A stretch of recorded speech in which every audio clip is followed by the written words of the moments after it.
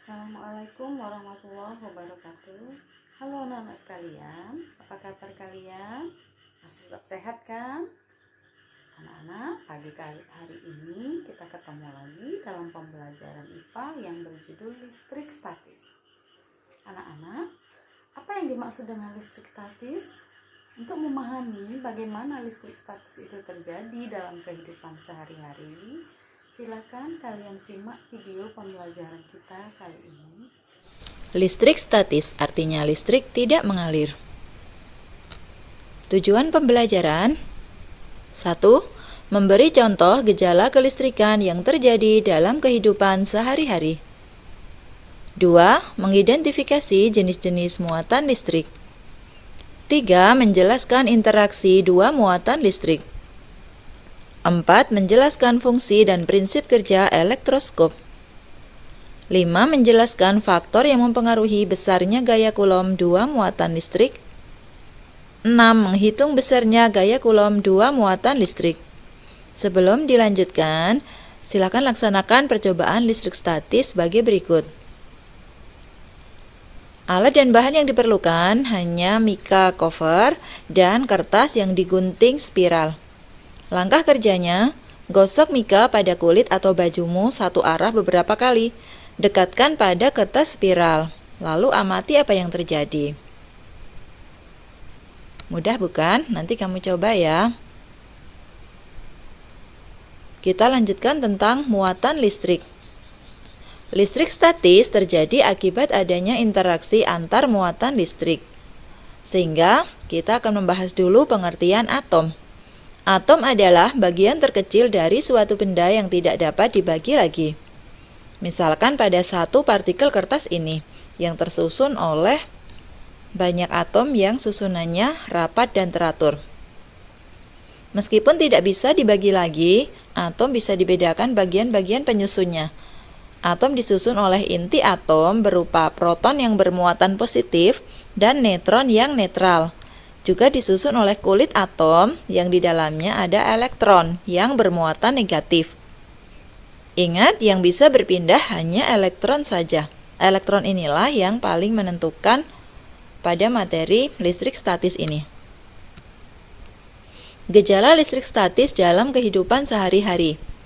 Yang pertama yaitu sebuah balon yang ditiup, kemudian digosokkan pada baju atau kulitmu, kemudian dekatkan ke rambut. Ternyata rambut bisa tertarik. Percobaan yang lain adalah pada penggaris plastik yang juga telah digosok-gosok ke kulit atau rambut, kemudian dekatkan ke potongan kertas kecil. Fenomena yang lain adalah terjadinya petir. Itu merupakan juga gejala listrik statis. Kemudian bagaimana cara memberi muatan listrik pada benda? Misalnya ini penggaris plastik dan kain wol yang mula-mula netral. Ketika kain wol digosokkan pada penggaris plastik, ternyata kedua benda itu tidak lagi netral. Penggaris plastik menjadi bermuatan negatif dan kain wol bermuatan positif. Kenapa demikian? Karena elektron dari kain wol berpindah ke penggaris plastik. Contoh yang lain yaitu kaca dan kain sutra yang mula-mula juga netral. Kain sutra digunakan untuk menggosok kaca. Selama beberapa saat, ternyata keduanya tidak lagi netral. Elektron dari kaca berpindah ke kain sutra, sehingga kain sutra menjadi bermuatan negatif dan kaca bermuatan positif. Kita lanjutkan pada interaksi antara dua muatan listrik. Pertama adalah muatan listrik yang sejenis. Kaca dengan kaca sama-sama bermuatan positif, sehingga dia akan ditolak. Muatan sejenis bila didekatkan saling tolak-menolak. Nah, bagaimana apabila muatannya itu tak sejenis? Misalnya plastik yang bermuatan negatif didekatkan dengan kaca yang bermuatan positif. Ternyata akan ditarik. Muatan yang tidak sejenis bila didekatkan saling tarik-menarik. Kita lanjutkan pada materi elektroskop. Elektroskop ini digunakan untuk mengetahui apakah suatu benda bermuatan listrik atau tidak. Fungsi yang kedua yaitu mengetahui jenis muatan suatu benda. Seperti ini elektroskop, terdiri dari kepala elektroskop, konduktor, daun elektroskop, dan dinding kaca. Bagaimana prinsip kerjanya? Sebuah elektroskop yang netral, maka daun elektroskop akan tertutup. Tapi ketika elektroskop itu bermuatan listrik, daun elektroskop akan terbuka. Contohnya ini sebuah elektroskop yang netral didekati atau diinduksi oleh benda yang bermuatan positif. Elektron dari daun akan naik ke kepala, sehingga daun elektroskop akan sama-sama bermuatan positif, sehingga akan tolak-menolak sehingga daun membuka. Apabila jarimu kamu sentuhkan kepada kepala elektroskop tadi, maka elektron-elektron dari tubuhmu akan menuju ke elektroskop itu dan akan sampai ke daun, sehingga daun-daun elektroskop kembali netral. Maka daun elektroskop akan menutup. Jenis muatan benda yang terinduksi akan berlawanan dengan jenis muatan benda yang menginduksi. Ini muatannya positif, didekatkan ke sini, maka kepala elektroskopnya negatif. Kebalikannya, ketika yang menginduksi adalah muatan negatif, maka kepala elektroskop akan bermuatan positif. Oke, kita lanjut pada hukum Coulomb. Apabila ada dua muatan listrik, di sini muatan listrik sejenis, Q1 bermuatan positif dan Q2 juga bermuatan positif. Muatan yang sejenis bila didekatkan akan tolak-menolak. Nah, besarnya gaya tolak ini akan sebanding dengan besarnya Q1, Q2, dan juga akan dipengaruhi juga oleh R. Kita lihat apabila muatannya berbeda jenis. Q1 bermuatan positif dan Q2 bermuatan negatif. Bila didekatkan, mereka akan tarik-menarik. Nah, besarnya gaya tarik ini juga dipengaruhi oleh besarnya Q1, besarnya Q2, dan besarnya R.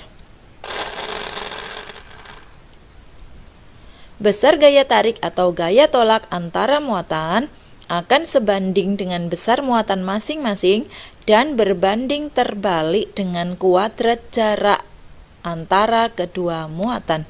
Sehingga secara matematis bisa ditulis F sama dengan K kali Q1 kali Q2 dibagi R kuadrat. F adalah gaya Coulomb dalam Newton, Q adalah muatan listrik dalam Coulomb, R adalah jarak pisah dalam meter, K adalah nilai ketetapan yaitu 9 kali 10 pangkat 9 Newton meter persegi per Coulomb kuadrat. Nah, ini yang dikenal dengan hukum Coulomb.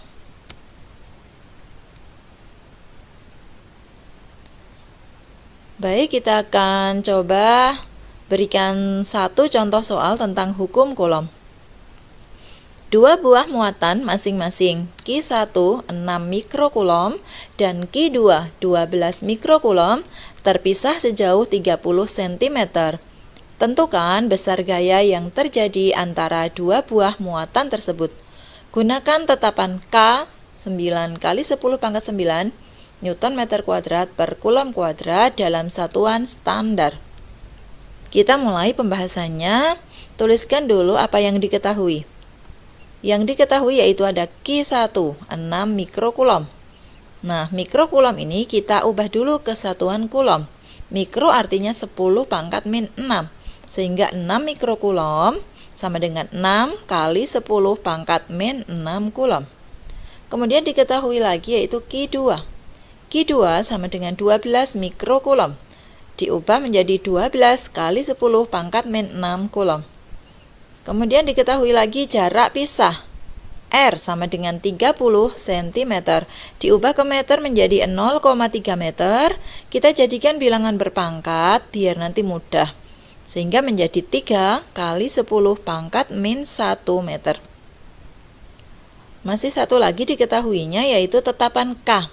K sama dengan 9 kali 10 pangkat 9 Newton meter kuadrat per Coulomb kuadrat. Yang ditanyakan adalah gaya F. Gimana cara mengerjakannya? Kita jawab. Yang pertama, kamu tuliskan dulu rumus hukum Coulomb tadi. F sama dengan K Q1 kali Q2 per R kuadrat. Kemudian kita masukkan besaran yang sudah diketahui. Nilai K yaitu tadi sudah ada ya, 9 kali 10 pangkat 9. Kemudian Q1, lihat di dekat sini. 6 kali 10 pangkat min 6 kali Q2. Q2 ini 12 kali 10 pangkat min 6 dibagi R. Berapa R? 3 kali 10 pangkat min 1. Jangan lupa di dalam kurung kemudian dikuadratkan, karena di sini R-nya adalah kuadrat. Kemudian saya beri tanda untuk yang bilangan biasa. Bilangan biasa kita kalikan terlebih dahulu. 9 kali 6 kali 12. Baru yang bilangan berpangkat kita tulis pangkatnya dulu. Kita tulis 10-nya. Kemudian pangkatnya disatukan di atasnya. 10 pangkat, ini kan 9. Kemudian ini min 6. Yang ini lagi min 6. Jelas ya?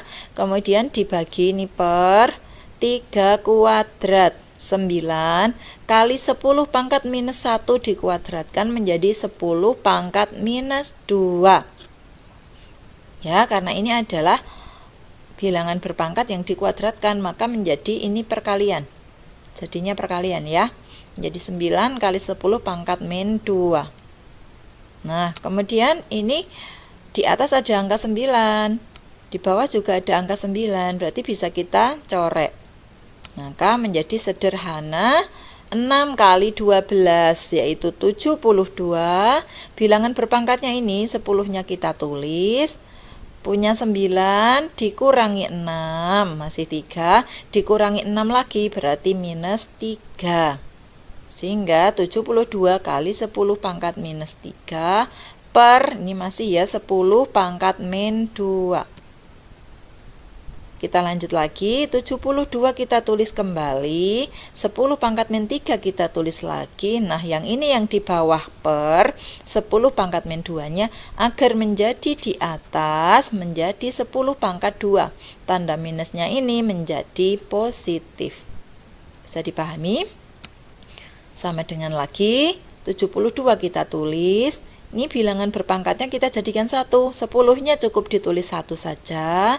Berpangkatnya kita jadikan 1, minus 3 plus 2 berarti masih minus 1. 72 kali 10 pangkat minus 1 bila kita tulis bilangan biasa akan menjadi 7,2 Newton. Sudah bisa dipahami ya tentang hukum Coulomb ini.